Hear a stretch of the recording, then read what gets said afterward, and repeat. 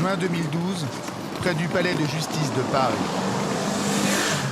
Michel Godest se rend à la Cour de cassation, la plus haute juridiction en France. L'avocat est convaincu qu'une de ses clientes est victime d'une erreur judiciaire. Maître Godest joue sa dernière carte, une requête en révision dans l'espoir d'un nouveau procès. Eh bien voilà, la requête en révision est déposée. C'est mon reçu, il faut attendre que maintenant ça se poursuive. Il faudra être patient, j'en ai peur. C'est une procédure longue, délicate. Patience, patience et confiance, surtout pour Edwige et ses enfants, auxquels je pense régulièrement. 10 ans, 12 ans de souffrance, il est temps maintenant de célébrer quelques victoires. Edwige, c'est Edwige Alessandri, une femme de 53 ans, condamnée 3 fois pour le meurtre de son mari Richard, décédé en juillet 2000. Elle a effectué plus de 4 ans de détention. Depuis 12 ans, elle clame son innocence. Dans ce combat, Brice, le plus jeune de ses 2 fils, l'a toujours soutenu. Il a aujourd'hui 24 ans et s'exprime pour la première fois devant une caméra de télévision. Je souhaite qu'on mette un nom sur les coupables qui ont fait ça et que ma mère soit de là acquittée, qu'il n'y ait plus rien, qu'il n'y ait plus Alessandri égale meurtre en dessous, quoi.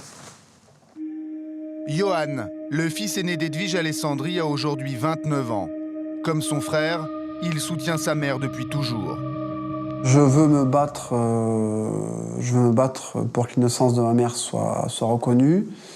Je veux me battre aussi pour qu'enfin la mémoire de Richard puisse être vengée. Et on continuera tant que ce ne sera pas fait, quoi. L'affaire Alessandri, c'est l'histoire d'une famille brisée. Contre-enquête sur un meurtre qui n'a toujours pas livré son mystère.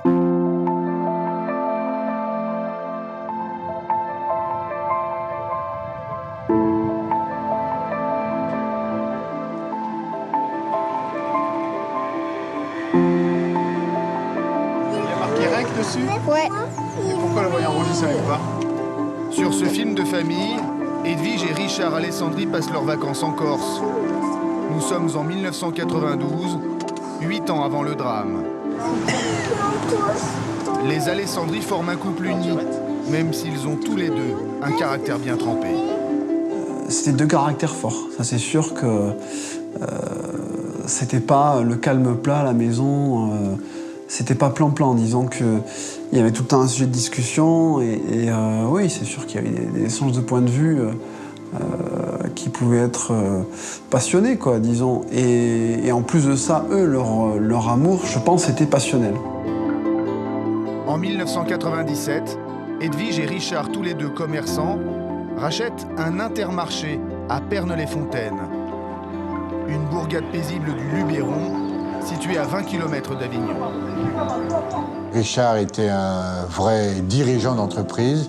Edwige travaillait avec lui, couple dynamique, travailleur et qui gagnait de l'argent. Au moment des faits, Edwige et Richard Alessandri sont devenus de riches notables. Leur fils Brice a alors 12 ans. Johan, 17 ans, est issu d'un premier mariage d'Edwige. Une vie de famille a priori harmonieuse, des affaires qui marchent. Tu veux l'œil gauche maintenant? C'est à vous ces beaux yeux-là. Oui. Les Alessandri ont tout pour être heureux, jusqu'à ce funeste jour de juillet 2000.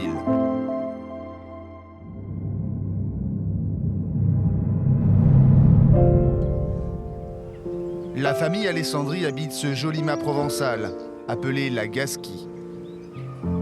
Le drame a eu lieu ici, dans cette maison à l'écart du village. Nous sommes le dimanche 16 juillet 2000. Il y avait une ambiance de dimanche soir, j'ai envie de dire. Tout le monde est un petit peu fatigué. Après le repas, je crois qu'on a regardé un peu la télé tous ensemble dans le salon. Après, moi, je suis allé monter dans ma chambre, quoi. Et n'arrivant pas à dormir, je sais que je suis redescendu avec mon sac de couchage, mon oreiller pour me caler, pour regarder un peu la télé jusqu'à quand que que je m'endorme, quoi. Et je me souviens de flemme, je suis resté devant la télé, quoi. Donc je me suis endormi sur le canapé en bas, quoi. Voici un plan du rez-de-chaussée de la maison. Brice s'est assoupi sur le canapé devant la télévision. Au premier étage, Johan se trouve dans son lit. Une chambre le sépare de celle de ses parents. Il est minuit. Soudain, une détonation. Richard Alessandri est tué dans son lit. Un tir de fusil de chasse, calibre 12. J'étais en train de dormir, mais ça me semble être un volet qui claque. Et en fait, quand je sors de ma chambre, je suis pris par une odeur de poudre, mais tout de suite. Et donc là, je me dis, il y a un souci, quoi. Il y a quelque chose qui se passe, c'est peut-être pas un volet qui a claqué. Et en fait, rapidement, je vois ma mère dans la salle de bain, en train de téléphoner au secours en disant « Ils ont tué mon mari, au secours, venez m'aider ». Edwige Alessandri converse au téléphone avec les secours. Elle est incapable d'avoir une discussion cohérente avec le SAMU. Le procès-verbal de retranscription de la conversation téléphonique indique que Madame Alessandri parle d'une voix affolée et sanglotante. Moi, j'ai pris le téléphone des mains pour pouvoir expliquer aux pompiers, en fait, l'adresse de la maison, parce qu'elle n'arrivait concrètement pas à expliquer l'adresse de la maison aux pompiers, quoi. Les secours arrivent à minuit et demi, soit une demi-heure après le drame. À la demande d'un pompier, Edwige Alessandri, qui est couverte de sang, prend une douche. Elle raconte qu'elle dormait à côté de son mari. Réveillée par des bruits, elle aperçoit alors des silhouettes au pied du lit. Selon elle, un coup de feu est parti et quelqu'un aurait dit « Merde, le coup est parti! Tirez-vous !» Les gendarmes arrivent sur les lieux quelques minutes après les pompiers. Ils se livrent aux premières constatations. Ils photographient la maison sous toutes les coutures. Ils constatent notamment que la fenêtre de la cuisine est ouverte. Un détail qui intrigue très vite les gendarmes. Le capitaine Roland était adjoint du directeur d'enquête. Ce qui l'a interpellé, c'est qu'Edwige Alessandri et son fils Johan, censés être en état de choc, insistent lourdement sur ce point bien précis. Ils ont dit, regardez, messieurs, la fenêtre de la cuisine est ouverte. Ça a laissé sous-entendre de faire croire aux enquêteurs que les auteurs étaient rentrés dans l'habitation par la fenêtre coulissante de la cuisine. Les enquêteurs examinent le plan de travail devant la fenêtre de la cuisine à la lumière rasante. Ils ne trouvent aucune trace de passage à cet endroit. Ils en concluent que personne n'a pu entrer par cette issue. Ce point va jouer un rôle décisif dans l'enquête. Désormais, les gendarmes soupçonnent Edwige Alessandri et ses fils. Pour eux, personne n'est entré dans la maison. Le meurtrier est forcément un membre de la famille. Quelques jours plus tard, l'autopsie révèle que Richard Alessandri a été tué d'un tir de fusil de chasse, calibre 12. Pendant 4 mois, les investigations des gendarmes de Carpentras ne donnent rien. L'enquête piétine jusqu'au 28 novembre 2000. À 6h30 du matin, 12 gendarmes débarquent à la Gasquie. C'est Johan qui leur ouvre la porte. Vous ouvrez la porte, vous avez un gendarme qui vous dit... où je lui ai demandé, en plus, vous avez trouvé les assassins de Richard, et ils nous ont dit, c'est vous. Et ils nous ont embarqués en garde à vue. Les 3 membres de la famille Alessandri sont conduits à la gendarmerie de Carpentras. Brice est interrogé par 3 enquêteurs. Une pression difficile à supporter pour cet enfant de 12 ans. Tu dis pas tout, c'est pas vrai, tu mens, t'as caché, tu caches quelqu'un, ton frère, toi, allez, dis. Ça, toute la journée, quoi. Pendant les 10 heures de son interrogatoire, Brice ne varie pas dans ses déclarations. Ce soir-là, il n'a rien vu, rien entendu. Il s'est réveillé à l'arrivée des pompiers. La mère de Brice, Edwige Alessandri, est interrogée dans un autre bâtiment de la brigade de gendarmerie de Carpentras. C'est donc dans cette pièce que Edwige Alessandri sera placée en garde à vue pendant 48 heures. Elle a eu à un moment la pression des gendarmes et c'est comme ça, quoi. Hein. Malgré cette pression des gendarmes, Edwige Alessandri maintient sa version des faits. Elle a dit « Ce n'est pas moi qui ai tué mon mari. J'ai toujours aimé Richard et j'aime toujours Richard. » Johan vient tout juste d'avoir 18 ans lorsqu'il est placé en garde à vue. Après 22 heures d'interrogatoire, les enquêteurs obtiennent des aveux. Johan accuse sa mère. Alors je leur dis qu'effectivement il y a eu une dispute très grave, que ça a dégénéré et qu'il y a un coup de feu qui est parti, que j'ai vu ma maman dans la chambre donc avec un fusil posé sur le lit, que suite à ça elle m'a dit que Richard était décédé.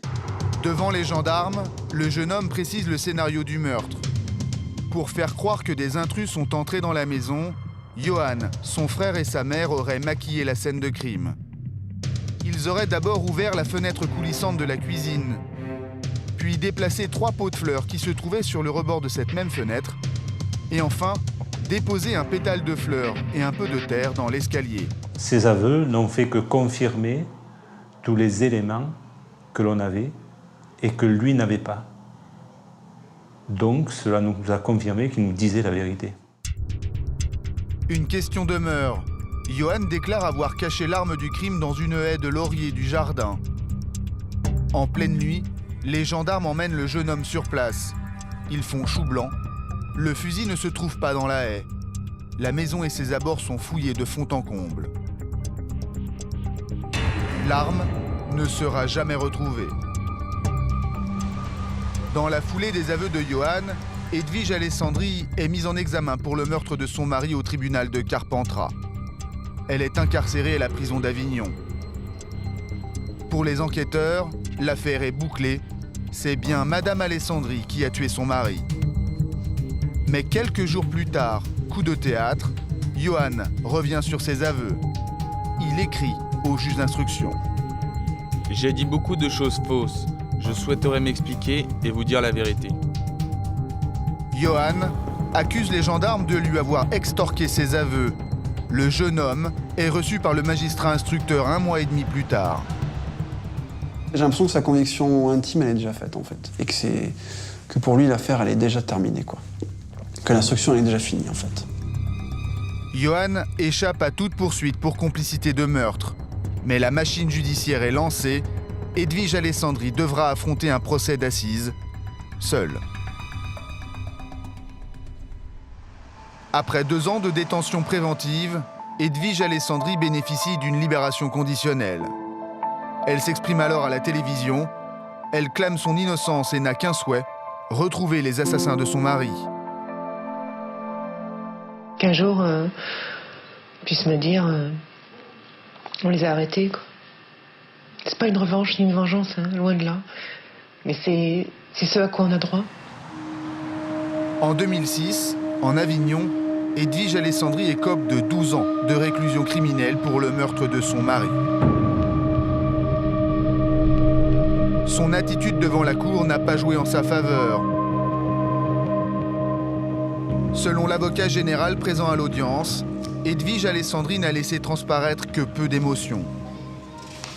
Si on se fait agresser un jour chez soi par des gens de l'extérieur, que l'un d'entre nous est tué au cours de cette scène, je pense que le survivant va être complètement éploré par ce qui s'est produit, par ce qui s'est passé. Mais chez elle, il y a toujours cette espèce de froideur et de distance qui s'est dégagée par rapport à l'événement, qui a été ressenti par de nombreux intervenants. 10 mois plus tard, la cour d'appel de Nîmes confirme la peine de 12 ans de prison. Edwige Alessandri clame toujours son innocence. Maître Gégère, l'avocat de Brice, affirme que le témoignage des gendarmes à la barre a pesé très lourd dans le verdict. Lorsque quelqu'un qui représente la loi vient vous dire « je suis convaincu » que ça s'est passé de cette manière-là, que ces éléments-là sont répétés à plusieurs reprises, ça ne peut pas être sans incidence dans l'esprit de la cour et des jurés, même si ça ne devrait pas en avoir, parce qu'encore une fois, la conviction d'un enquêteur n'a rigoureusement rien à faire dans un procès d'assises. Suite à un vice de procédure et un pourvoi en cassation, Edwige Alessandri obtient un 3e procès à Lyon, en 2009. Cette fois, Elle est condamnée à 10 ans de réclusion criminelle. Pas de mobile, pas d'arme du crime et les aveux rétractés de Johan, le principal accusateur de sa mère. Les jurés doutent. Anne Marion était justement jurée au procès de Lyon. À titre exceptionnel, elle a accepté de témoigner à visage découvert. Selon elle, le doute n'a pas profité à l'accusé comme la loi l'exige. Je pense qu'effectivement, certains ont été influencés par les magistrats.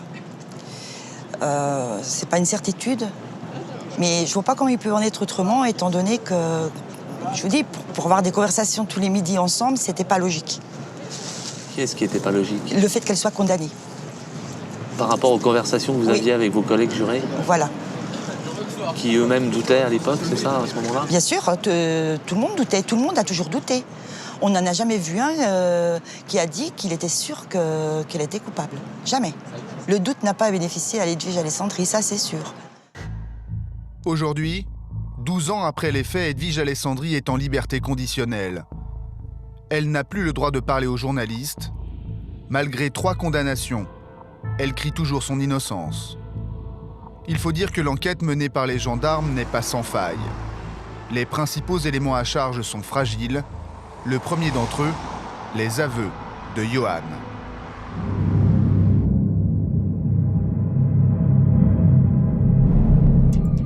Les aveux de Johan lui ont-ils été extorqués? Aujourd'hui, le jeune homme dénonce les conditions de sa garde à vue. On m'emmène dans un bureau, et puis je vois les gendarmes qui commencent à fermer les volets roulants des bureaux pour que je ne vois plus la lumière du jour. Je les vois enlever leur montre. Johan, il peut vous dire qu'on lui a enlevé sa montre, que nous l'avons enfermé dans le noir, mais c'est faux. C'est faux. En fait, on m'enlève tout repère spatio-temporel, quoi. Selon Johan, les enquêteurs l'ont privé de sommeil pour tenter de le faire avouer. Ça vide de toute énergie, on perd ses facultés de réflexion, on perd pas mal de choses, quoi. On n'a envie que d'une chose, c'est de pouvoir dormir. À un moment donné, on lui a même proposé s'il voulait aller se reposer. Mais si on le laissait se reposer, c'était dans une cellule. Mais à partir du moment où il a appris que sa mère était susceptible d'être dans la cellule à côté de lui, il a refusé.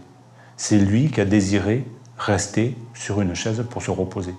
Il n'a pas, à aucun moment, il n'a voulu aller dans une cellule se reposer allongé. C'est bien la première fois que je vois qu'un gardé à vue a son mot à dire dans la manière dont se déroule sa garde à vue. J'ai nombre de clients qui seraient heureux qu'on ait pu leur poser cette question ou qu'on ait pu leur donner ce choix. Aujourd'hui, Johan affirme que ses aveux lui ont été soufflés. Je commence à m'avancer un scénario en me disant, bah non, voilà, ça, tu peux pas nous dire que c'est quelqu'un d'autre puisque nous, on sait que personne n'est rentré dans la maison. Donc c'est forcément un de vous 3. Mais il n'y a eu aucune pression sur Johan. Ils ont réussi au bout d'un moment à ce que je croie complètement aux éléments scientifiques qui m'avançaient. Donc, au bout d'un moment, je me suis mis à raisonner dans ce que je disais par rapport aux éléments scientifiques qu'eux m'avaient donnés. Après 22 heures d'interrogatoire, Johan craque.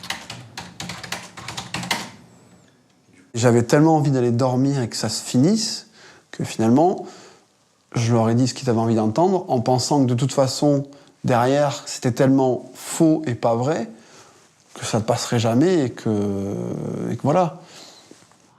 Ses aveux n'ont jamais été entrecoupés, vous pouvez regarder son audition, par une question d'un enquêteur.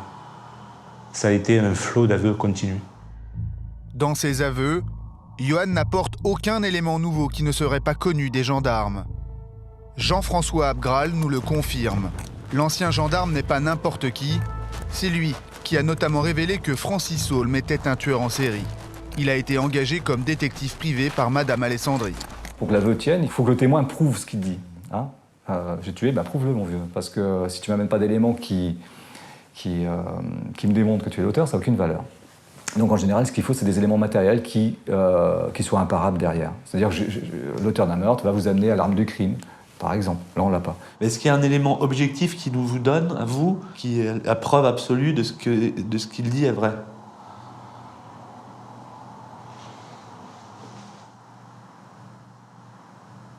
Un blanc. tout ce que Johan nous dira, ben, ça a été confirmé par les constatations, quoi. C'est simple. Autre problème, il n'y a aucune preuve matérielle contre Edwige Alessandri.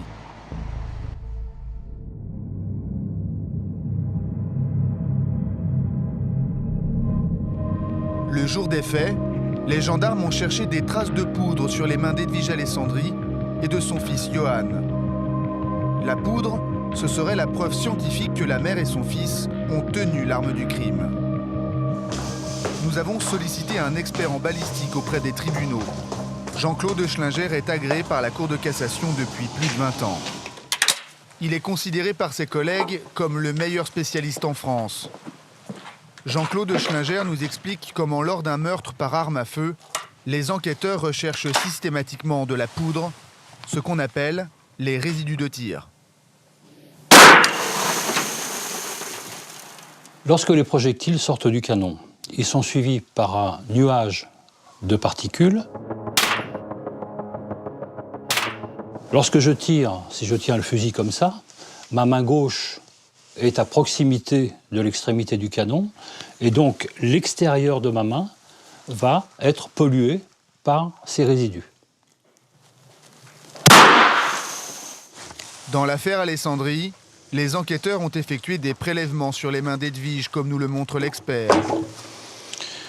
Donc je viens de tirer, on va donc maintenant faire les prélèvements sur mes mains.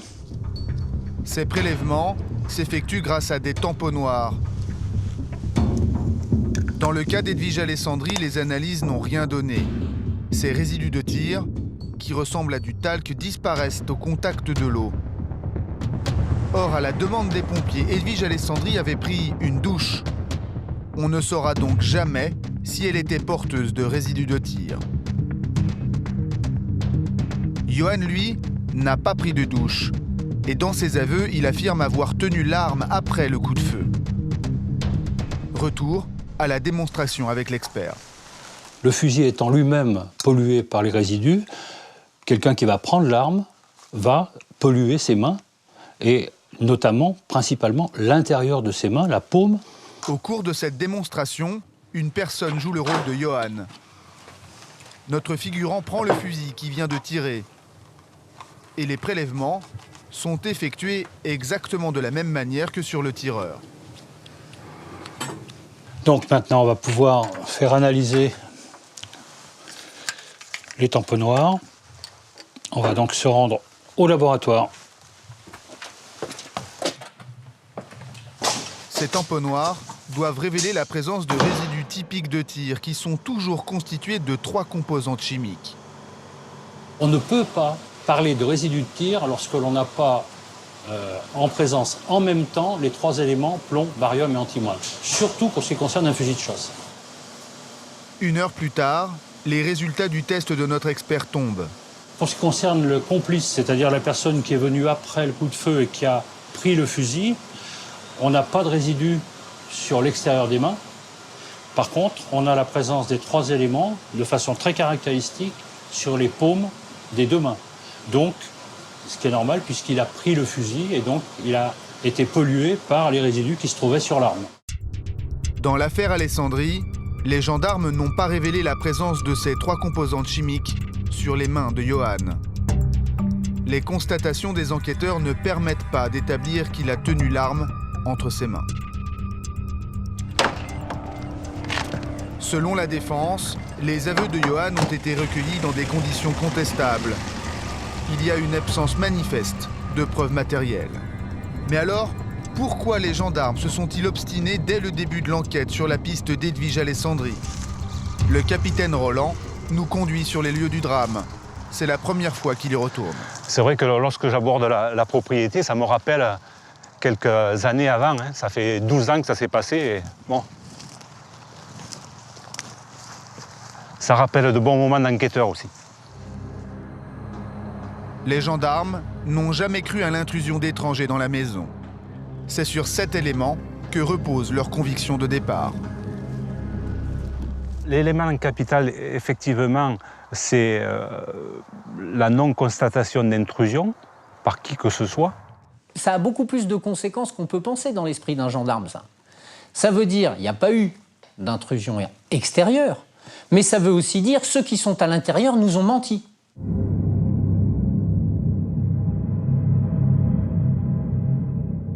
Pour Jean-François Abgral, les enquêteurs et les magistrats se sont trompés. Selon l'ancien gendarme, des intrus ont pu pénétrer dans la maison. On nous fait une démonstration pour dire que le crime est un crime commis dans une maison close, puisque toutes les portes sont fermées, et puis il s'avère que rien n'est clos. Qu'il y a une porte-fenêtre qui donne dans le jardin, et qu'elle est non verrouillée, et que cette porte-fenêtre a une poignée à l'extérieur. Autrement dit, c'est une porte ouverte. Les enquêteurs ont effectivement constaté que la porte-fenêtre donnant accès au jardin n'était pas fermée à clé le jour du drame. Cette porte-fenêtre de cuisine est fermée et non verrouillée. C'est clair, c'est net. Donc les auteurs ont pu passer par cette porte-fenêtre. Si, effectivement, on prend la version d'Edwige Alexandri, les auteurs sont sortis par cette issue. Une intrusion extérieure impossible, un huis clos familial. Cette conviction des enquêteurs a-t-elle biaisé toute l'enquête? Maître Gégère en est convaincu.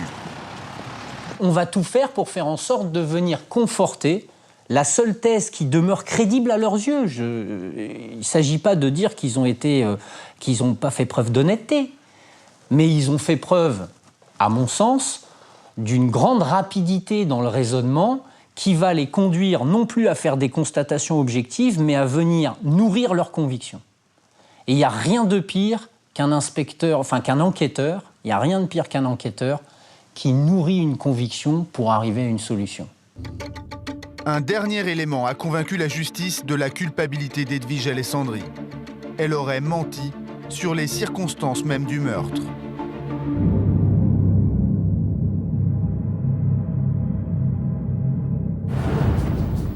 Edwige Alessandri a toujours affirmé qu'elle avait entendu immédiatement après la détonation prononcer la phrase « Merde, le coup est parti! Tirez-vous » À l'époque, les gendarmes font appel à un expert en acoustique. Il établit qu'Edwige Alessandri n'a pas pu entendre cette phrase, contrairement à ce qu'elle affirme. D'après les experts en acoustique, il est très difficile que l'on puisse entendre après un tel coup de feu, je vous le répète, 128 à 136 décibels, à proximité de l'oreille, qu'on ait pu entendre une telle phrase. Et cet élément-là va être, et je le répète, un élément charnière qui va permettre à l'accusation de basculer en disant « Eh ben, si elle dit qu'elle a entendu ça, et que, objectivement, nous, on a la preuve scientifique qu'elle n'a pas pu l'entendre, c'est qu'elle ment, et si elle ment, c'est qu'elle a commis les faits qui lui sont reprochés. » Jean-Claude Schlinger affirme qu'Edwige Alessandri était tout à fait en mesure d'entendre cette fameuse phrase. L'expert nous a proposé de le vérifier sur le terrain. Donc nous allons effectuer une expérience. On va se replacer dans des conditions les plus proches possibles de celles des faits, c'est-à-dire utiliser une chambre dont les dimensions sont voisines de celles de monsieur et madame Alessandri, placer une cible sur un lit à la place de la tête de monsieur Alessandri. Pour cette reconstitution, Jean-Claude Schlinger a convoqué 3 femmes de 40 ans, l'âge d'Edwige Alessandri au moment de la mort de son mari. L'expert veut vérifier ce que ces 3 femmes entendent immédiatement après un coup de feu. À l'époque des faits, l'expert avait mesuré une intensité sonore de 128 décibels.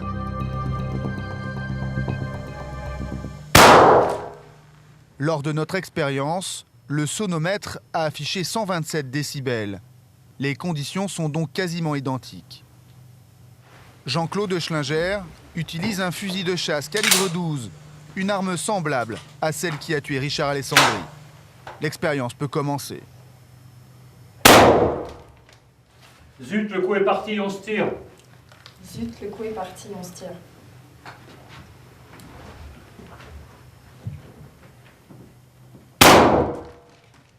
Merde, le coup de feu. Merde, le coup de feu. Mince, c'est parti tout seul, tirons-nous. Mince, c'est parti tout seul, tirons-nous. Suite au coup de feu, j'ai parfaitement entendu la phrase qu'il m'a citée juste après. Un petit sifflement dans l'oreille, mais tout était clairement pour moi, c'était très clair. Difficile d'accuser Edwige Alessandri d'avoir menti après cette expérience. Ça me paraît d'autant plus léger qu'on vient de constater aujourd'hui que c'était totalement erroné et que une personne normale entendait parfaitement la phrase qui est dite après un coup de feu, et immédiatement après un coup de feu. Nous faisons visionner cette reconstitution au capitaine Roland. On va se replacer dans des conditions les plus proches possibles de celles des faits, c'est-à-dire... Les plus proches possibles. Utiliser une chambre pas identique. dont les dimensions sont voisines de celles de monsieur et madame Alessandri. Vous en pensez quoi? Il y a des conditions qui sont presque identiques. Ce ne sont pas les mêmes conditions, elles sont très proches. Là, en l'occurrence, on était 10 autour, on a tous entendu parfaitement la phrase. Et on ne peut pas dire que l'expert hurle. D'accord. D'accord. Ça change votre vision des choses, au moins sur ce point-là, ou pas? Moi, ça ne change rien. Sur ce point précis. Sur ce point précis, je ne me prononcerai pas, je vous ai dit. Les éléments à charge contre Edwige Alessandri sont fragiles. Il n'y a aucune preuve matérielle contre elle.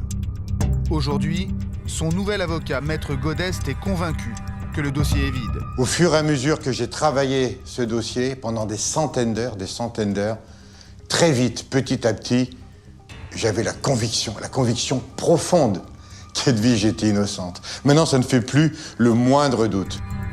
Reste une autre question, la question clé. Si Edwige Alessandri est innocente, qui a tué son mari? Pendant notre enquête, nous avons acquis la conviction que des pistes ont été insuffisamment exploitées par la justice.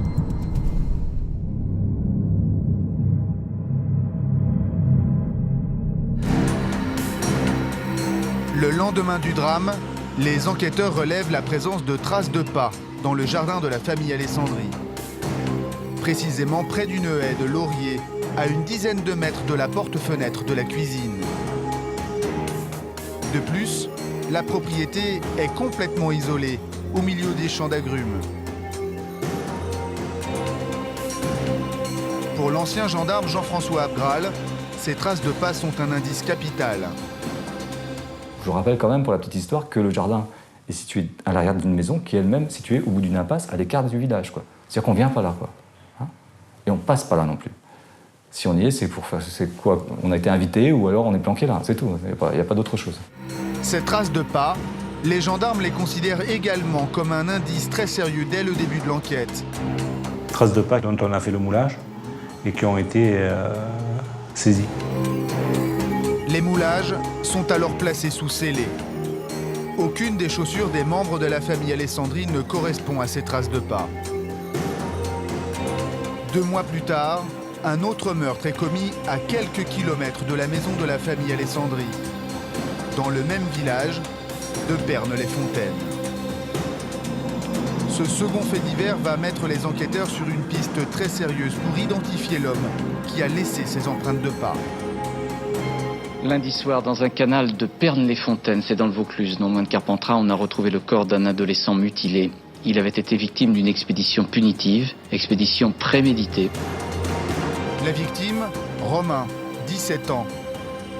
Il est massacré par 2 jeunes de Pernes-les-Fontaines pour une banale affaire de scooter volé.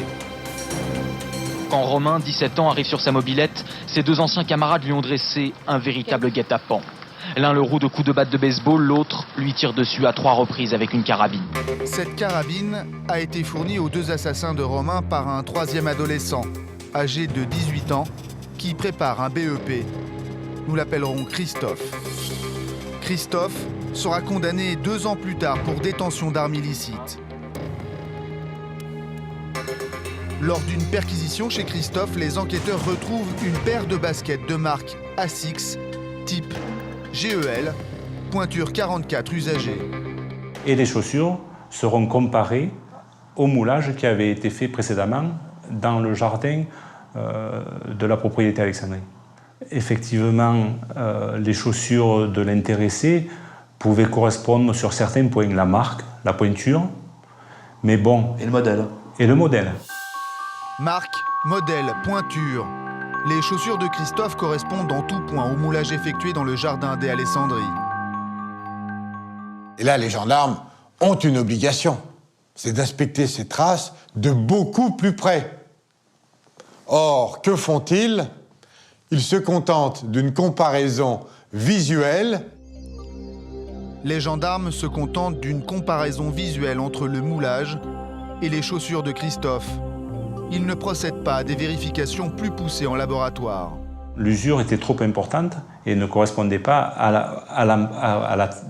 au prélèvement qui avait été effectué. Alors c'est l'empreinte et la chaussure qui ne correspondaient pas, ou vous n'avez pas pu aller plus loin parce qu'elles étaient trop usées? On n'a pas pu aller plus loin parce que la chaussure était trop usée. Un argument qui surprend Jean-Claude Schlinger, expert auprès des tribunaux. Selon lui, une trace laissée par une semelle de chaussure, même usée, s'apparente à une empreinte digitale avec des caractéristiques uniques. Une semelle peut être analysée comme toute empreinte. Si je prends cette chaussure par exemple, bon, on voit qu'il y a un certain nombre de dessins qui sont très caractéristiques. On va donc, à l'aide de ces dessins, identifier la chaussure et ensuite on va chercher les traces particulières. Si je regarde cette chaussure, je vois qu'ici, par exemple, on a une espèce de fente provoquée par un objet tranchant sur lequel le porteur de la chaussure a marché. Elles existent sur toutes les chaussures. Tout le monde a un jour marché sur un objet qui a laissé une marque sur les semelles. Même sur une semelle plus usée que celle qui a laissé l'empreinte sur les lieux, on va quand même retrouver cette trace particulière. Et si on arrive à mettre en évidence la présence de cette trace particulière sur la chaussure et sur l'empreinte en plâtre, on va pouvoir faire un rapprochement formel de ces deux formes de traces particulières. Et donc pouvoir déterminer que seule cette chaussure a pu provoquer l'empreinte de pas qui a été relevée par les enquêteurs. Donc je pense que les enquêteurs ou les magistrats n'ont pas été au bout des investigations qui étaient possibles de faire dans cette affaire. La perquisition chez Christophe révèle d'autres surprises. Les enquêteurs ont été surpris de retrouver dans sa chambre un article de journal, un article de presse, relatant l'assassinat de M. Alessandri. Autre élément troublant, on retrouve des boîtes de balles de fusil de chasse dans la chambre de Christophe. Pour certaines d'entre elles, le calibre ne correspond à aucune des armes de la maison. Ils se rendent compte que le papa de cette personne donc, a des fusils de chasse calibre 16, que là, en l'occurrence, il trouve des balles dans sa chambre de calibre 12, des boîtes de balles dans lesquelles il manque des cartouches de calibre 12. Des cartouches manquantes de fusils de chasse calibre 12. C'est précisément l'arme du crime de Richard Alessandri. Christophe est entendu à 2 reprises par les gendarmes. Il est mis hors de cause. Pourtant, un autre lien avec l'affaire Alessandri conduit à Christophe, l'homme au basket. Le lendemain du meurtre, un appel anonyme arrive à la gendarmerie de Pernes-les-Fontaines. L'appel anonyme fait référence à la participation dans cette affaire malhonnête d'un salarié de l'Intermarché. L'appel anonyme mentionne très précisément « C'est quelqu'un de l'Intermarché qui a donné l'affaire. » En juillet 2000, Christophe, l'homme au basket, travaillait à l'Intermarché de Richard Alessandri, au rayon fruits et légumes. À l'époque des faits, Johan, le fils d'Edwige Alessandri, connaît bien Christophe. Comme lui, il était saisonnier à l'Intermarché. Johan a été surpris par le comportement de Christophe. Cette personne, en fait, n'est plus venue travailler à l'Intermarché suite au meurtre et n'est pas venue demander son solde de salaire. Donc, vraiment troublé, quoi. La recette de l'Intermarché avait été exceptionnelle le week-end des faits, celui du 14 juillet 2000. Et Richard Alessandri s'en était vanté auprès de ses proches et de ses employés. C'est vrai que M. Alessandri s'était confié qu'il était heureux d'avoir fait une bonne recette. Il s'en était vanté même, non? Oui. Auprès de qui, je ne me rappelle plus, mais il s'était vanté d'avoir bien réussi. Pour ceux qui sont convaincus de l'innocence d'Edwige Alessandri, un autre scénario est possible.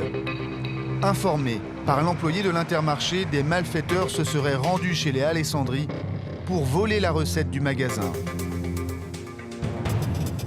Sachant qu'en plus, ce jour-là, il ne passe pas à la banque puisque c'est un week-end, donc l'argent était forcément quelque part. Arrivé chez les Alessandri, le cambriolage aurait alors mal tourné. Merde, le coup est parti! Tirez-vous! Nous avons retrouvé Christophe, l'homme au basket. Il habite toujours dans la région. Je prépare un reportage sur l'affaire Alessandri. Ouais.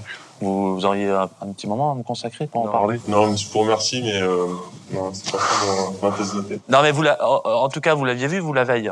Ouais, c'était la veille du 14 juillet, ouais. Je vous en dis pas plus, je vous souhaite une bonne fin de journée. Christophe a été entendu à 2 reprises comme témoin. Ses auditions tiennent en à peine 3 feuillets. Les gendarmes ne l'ont jamais considéré comme un suspect. Ça fait peut-être beaucoup, mais ce n'est pas suffisant pour mettre un examen, pour confondre cet individu avec dans le meurtre de M. Alessandri. Puisque, en plus de cela, il nous dira qu'il avait, pendant le temps qu'il avait travaillé au domicile, au sein d'Intermarché, il avait apprécié M. Alessandri en tant que directeur. Christophe ne s'est présenté à aucun des 3 procès d'Edwige Alessandri, alors qu'il était convoqué comme témoin. Anne Marion, jurée au procès de Lyon, le déplore. Des éléments qu'ils ont trouvés, qui n'ont jamais été analysés correctement, des gens qui ont été interrogés, mais ils ont dit que c'était pas eux, donc on les a relâchés, mais c'est pas valable pour tout le monde, ça. Donc je pense que l'enquête, elle a été bâclée. Dans le jardin des Alessandri, un autre indice a été négligé par les gendarmes. Car à côté de la fameuse haie de laurier, il n'y avait pas que des traces de pas, il y avait aussi 2 mégots de cigarettes.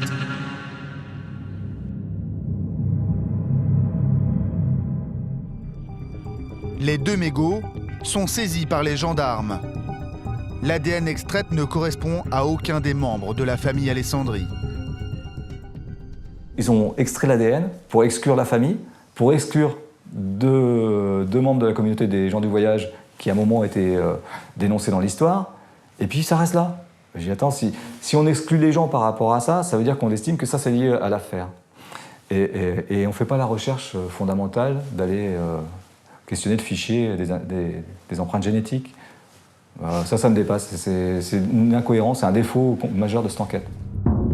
En 2000, le fichier national des empreintes génétiques, le FNAEG, était déjà performant. Pourtant, les mégots restent placés sous scellé. Jamais, les enquêteurs ne les passeront au crible du fichier FNAEG. Mais en 2009, coup de théâtre. Le président de la cour d'assises du 3e procès d'Edwige Alessandri à Lyon soulève cette faille de l'enquête en pleine audience. Le président de la cour est étonné. Comment se fait-il? Ça n'a pas été envoyé au FNAEG. Faites ça immédiatement. 9 ans après les faits, l'ADN des mégots est enfin entré dans le fichier des empreintes génétiques. Pourtant, le procès de Lyon se poursuit normalement, aux grandes dames de la jurée Anne Marion. Je veux dire, il y a un côté un peu lourd, parce que dans ces cas-là, étant donné qu'il y a des éléments où on pourrait avoir des éléments nouveaux, pourquoi il n'y a pas un ajournement? Et qu'on reprenne, quitte à ce qu'on tombe sur des éléments vraiment à charge, ma foi, après on juge en connaissance de cause, mais il aurait dû avoir un ajournement. Aujourd'hui, même l'avocat général au premier procès d'Edwige Alessandri s'étonne que le président de la cour d'assises de Lyon n'ait pas attendu les résultats du fichier national des empreintes génétiques. Le président de la cour d'assises de Lyon aurait dû diligenter un supplément d'information? Nous, on a été surpris pourquoi ça n'a pas été fait. Oui, c'est ce qu'on... Oui, pour nous, c'est ce qui aurait été plus logique. À Lyon, Edwige Alessandri est condamnée à 10 ans de réclusion criminelle pour meurtre. C'est sa 3e condamnation. Pourquoi le président de la cour d'assises n'a-t-il pas ajourné le procès? Nous avons tenté de lui poser la question. Il n'a pas souhaité donner suite à nos demandes d'interview. L'ADN relevé sur les mégots va parler quelques mois plus tard. Le résultat va revenir et pof, ce sont 2 mégots qui appartiennent à un délinquant d'habitude, cambrioleur de la région de Carpentras. Alors qu'est-ce qu'il faisait dans le jardin, ce garçon-là? L'homme identifié a aujourd'hui 32 ans. Il est intérimaire dans la région. Nous l'appellerons Philippe. Il a été entendu par la police judiciaire d'Avignon. Il nie être mêlé à cette affaire. Pour expliquer la présence des mégots chez les Alessandri, il affirme être passé dans leur jardin par hasard. Ce Philippe, nous l'avons retrouvé. Quand j'étais jeune, j'étais passé par là, et j'avais jeté mon mégot, et puis voilà. D'accord. Donc là, vous me dites en gros que les mégots sur place, c'est parce que vous étiez de passage à l'époque. Ah oui, moi c'est simple, à l'époque j'habitais à Pernes-les-Fontaines, pas très loin, c'était sur ma route en fait. Moi j'ai connu ma femme il y a cette période-là, en fait, je passais sur la route, et pour couper un travers-champ, en fait, je passais par le truc. À l'époque, la propriété des Alessandri n'était pas grillagée. N'importe qui pouvait s'approcher facilement de la maison. Pour Jean-François Abgral, ces mégots désignent forcément un suspect. Vous êtes là au pied d'une haie, qui n'est pas une haie de séparation de terrain, qui est une haie dans le jardin, d'où on observe très bien d'ailleurs. Et 2 mégots, c'est une phase d'attente, c'est pas quelqu'un qui passe. Il faut un certain temps pour fumer une cigarette, puis après on attend encore et on en prend une deuxième. Donc qu'est-ce que faisait cette personne-là à attendre dans le jardin? Quand je parlais de séquences qui sont nécessaires pour commettre une agression, il y a la surveillance de la maison. On attend que les lumières s'éteignent, un petit peu que les gens s'endorment, et là on rentre dans la maison. C'est là où on est plus efficace. Ça, je vous en parle en tant qu'OPJ, pour avoir entendu assez d'agresseurs. Philippe a un casier judiciaire qui fait état de plusieurs recels et vols. Sa dernière condamnation date de septembre 2011 par le tribunal de Carpentras. Aujourd'hui, Philippe minimise son parcours de délinquant. Oui, je suis un voleur de jardin. Je sors d'un jardin, je vois un groupe électrogène par terre, je le prends quoi. Je vois une tuyau d'arrosage, je le prenais quand j'étais jeune, j'avais 20 ans. Selon Maître Godest, Philippe, l'homme au mégot, est un suspect sérieux. D'autant qu'il aurait menti lors de son audition chez les policiers. Cette personne disait couper à travers champ parce qu'elle n'avait pas de voiture, qui se faisait déposer en autostop. Mais la police judiciaire d'Avignon a su faire son travail et a découvert que c'était faux. Et qu'à l'époque, il avait bel et bien une voiture. Que c'est vrai qu'il y a eu mon mégot qui a été retrouvé là-bas, je l'ai appris 9 ans après. Si je l'avais appris le lendemain ou une semaine après, j'aurais pu me justifier 100 fois plus en fait. Je vais vous raconter de plus que c'est pas moi qui l'ai fait et qu'elle a été jugée 3 fois et puis voilà quoi. Pour le capitaine Roland, la présence des 2 mégots dans le jardin ne signifie rien. Je ne pense pas que ce mégot remette en question 2 ans de travail d'enquêteur et de méthode d'enquêteur particulièrement chevronnée. Seul problème, quelques heures avant le drame, Richard Alessandri avait tondu sa pelouse. Des mégots résistent-ils au passage d'une tondeuse? Nous effectuons le test. Nous avons réglé la hauteur de la coupe au maximum. L'herbe est donc coupée au plus haut et les mégots sont aspirés.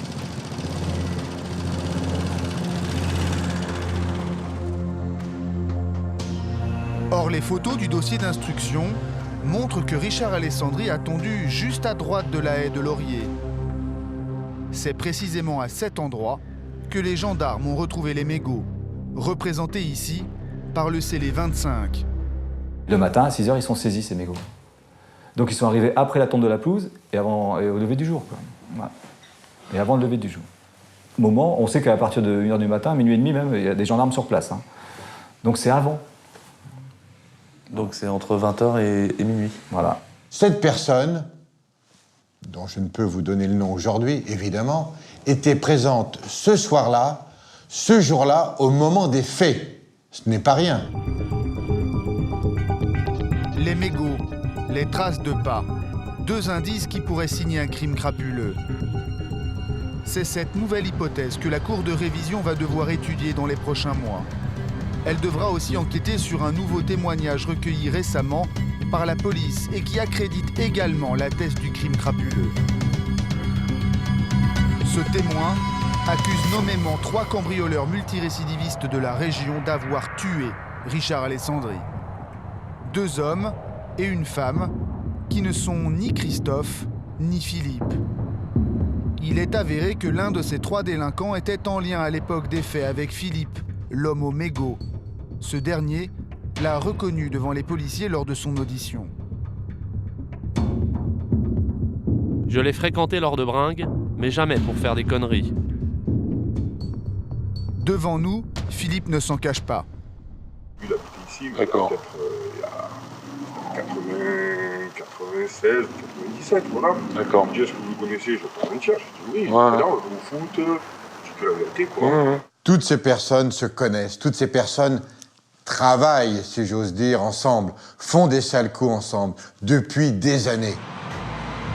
Les 3 cambrioleurs multirécidivistes dénoncés n'ont toujours pas été auditionnés par la justice. Nous avons contacté le policier chargé de l'enquête. Je voulais savoir un petit peu ce qu'il en était, quoi. Bah, je dirais rien, vous savez bien. Pourquoi? Bah, parce que j'ai pas le droit. Comment ça, vous n'avez pas le droit? Il n'y a pas d'instruction d'ouverte? Bah, non, j'ai pas communiqué, monsieur. Aujourd'hui, les 2 fils d'Edwige Alessandri voudraient tourner la page. Brice est à la recherche d'un emploi. Johan est agent immobilier en Nouvelle-Calédonie. Pour réhabiliter le nom de Richard Alessandri et laver l'honneur de leur mère, ils placent tous leurs espoirs dans la commission de révision. J'espère que cette requête aboutira, qu'on pourra rouvrir l'enquête et cette fois-ci les trouver, quoi. Avoir un procès avec eux en face et qu'ils soient condamnés pour ce qu'ils ont fait, quoi. La première victime dans cette affaire, c'est quand même Richard. J'ai envie de venger sa mémoire et que les gens qui ont fait ça payent pour ce qu'ils ont fait. Aujourd'hui, Edwige Alessandri est sortie de prison. Avec cette affaire, pas facile de retrouver du travail. Elle espère que la justice va réviser son jugement. Mais une telle procédure est rarissime. Depuis 1945, ce serait seulement la 9e fois que cela arrive en France.